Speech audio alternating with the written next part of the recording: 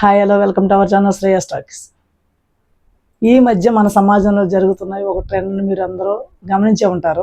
Social మీడియాను follow అయ్యే వాళ్ళందరికీ కూడా ఈ విషయం తెలుసు. ఎందుకంటే ఇప్పుడు సోషల్ మీడియాలో ఒకటే అంశం ట్రెండింగ్లో ఉంది.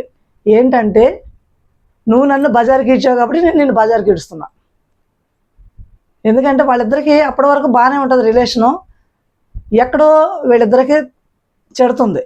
ఈ చెడిన వెంటనే వీళ్ళు ఏం చేస్తారు, ఒకరి వీడియోలు ఒకరికి సోషల్ మీడియాలో రిలీజ్ చేసేస్తున్నారు. నువ్వు నన్ను అప్పుడు ఇలాగన్నావు, ఇప్పుడు ఎలా చూస్తున్నావే, నువ్వు నన్ను ఇలా ఈ విధంగా మోసం చేసావు, నువ్వు నన్ను ఈ విధంగా మోసం చేసావు. ఒక ఆ మీద నువ్వు చెప్తున్నావో దానికి రెట్టింపు అవతల వాళ్ళు చెప్తున్నారు. ఇందులో ఎవరిది నిజమో ఎవరిది అబద్ధమో చెప్పే పరిస్థితిలో లేకుండా ఆడియన్స్ని కన్ఫ్యూజ్ చేసేస్తున్నారు. ఎలా అంటే వీళ్ళు చేసిన పనులు మనం జడ్జ్ చేయాలా?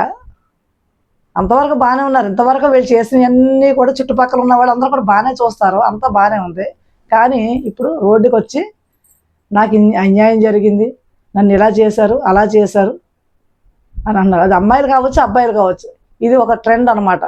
మరి వీడియోల్ని రికార్డ్ చేసుకునే వాళ్ళు ఎందుకు మరి ఒకరినొకరు లవ్ చేసుకోవటం, ఒకరినొకరిని ప్రేమగా చూడటం, వీడియోలు రికార్డ్ చేసుకోవటాక?